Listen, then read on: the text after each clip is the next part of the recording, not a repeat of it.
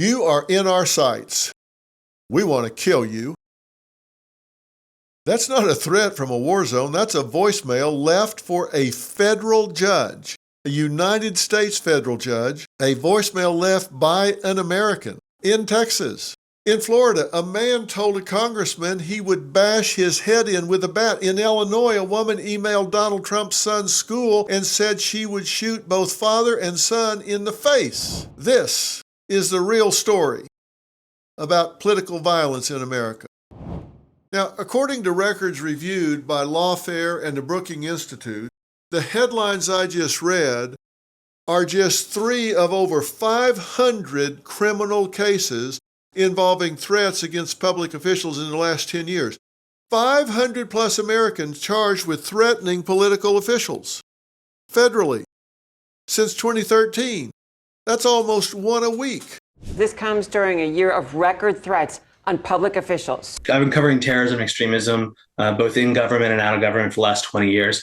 This is a different time than it was 5 years ago or even 2 years ago. And that's just the tip of the iceberg, because we're talking now about cases where we've got words plus actions. We're talking about throwing bombs, Molotov cocktails, breaking into homes, and turning political rage into real world terror. For example, a man is now under arrest accused of setting the Pennsylvania governor's mansion on fire. On April 13th, just a few weeks ago, a man named Cody Balmer allegedly launched an arson attack on Pennsylvania Governor Josh Shapiro's official residence. He broke in. He used Molotov cocktails and set the place on fire. He later told police he planned to attack the governor with a hammer that he had if he ran into him. Our people have been put through too much by that monster. All he has is a banquet hall to clean up. I'm tired of offering extensions of peace. I only want to be able to provide for my children. The governor's wife and children are in the home. Now, they escaped. This is an act of terrorism rooted in political hate. And it's just one of dozens of serious attacks in recent years. According to the Center for Strategic and International Studies, from 2016 to 2025, 25 politically motivated attacks on U.S. government targets have been carried out. That's compared to just 2 in the 25 years prior to that. That's an 1,150% increase. Something is going seriously wrong here. Come on. I'll remind you of a few instances. 20-year-old Thomas Matthew Crooks shot at and hit Donald Trump in Butler, Pennsylvania, while he was speaking at a rally. A second attempt happened on the golf course in West Palm Beach. Not long after that, in 2022, David DePape arrived at Speaker Nancy Pelosi's home and fractured her husband's skull with a hammer. Remember the hammer we just mentioned at Shapiro's residence? If he runs into the governor, he intended to use it. Solomon Pena, a failed state candidate in New Mexico, arranged a drive-by shooting at the home of 4 Democrats in 2022 and 2023. Notice the 2 different years. That means he didn't just have a bad night. There was an opportunity to think about this. Now, this is not hate speech. These are not online threats. These are actual attacks, real weapons, real casualties. Lawfare calls it a, quote, slowly growing everyday insurgency. A nationwide pattern of threatening voicemails, doxing, which means telling people where an individual lives, swatting, bomb threats, online harassment, and anonymous calls to police targeting public officials. Now, here's the thing. This isn't the last resort. Many of these offenders never attended a rally, never joined a militia, never posted a manifesto. But they believe violence is justified and public officials are traitors, that it's justified. And here's the thing. I will bet you dollars to no nuts not half of them, if that, could pass an 8th grade social studies test. they could not justify or explain what the hell they're all enraged about. I get death threats. I do. If I talk about Israel and that sort of thing, I get death threats, and I'll tell you what I find. The more violent the threat, the worse the grammar. Here's another stat. 70% of those charged with making threats had criminal histories. Many were repeat offenders, what prosecutors called serial threateners. One of them made over 300 threatening calls to the same prosecutor, and he wasn't even charged the first few times.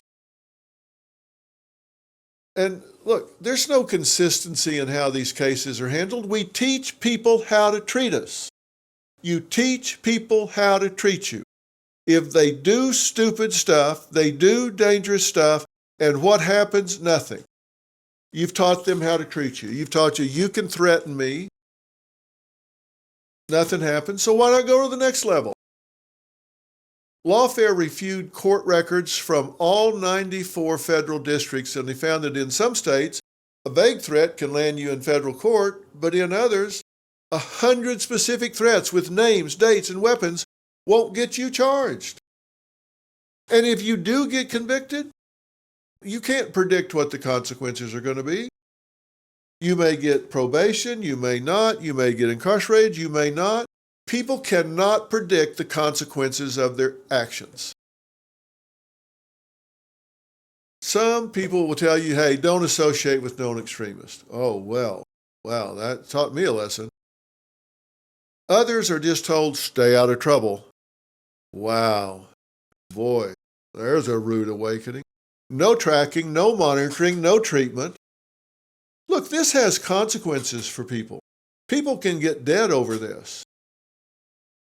According to a 2023 survey by the Brennan Center, 1 in 5 election officials say they're likely going to quit before the next presidential election. Why? Harassment, threats. This is not a partisan issue. This is a crisis for democracy.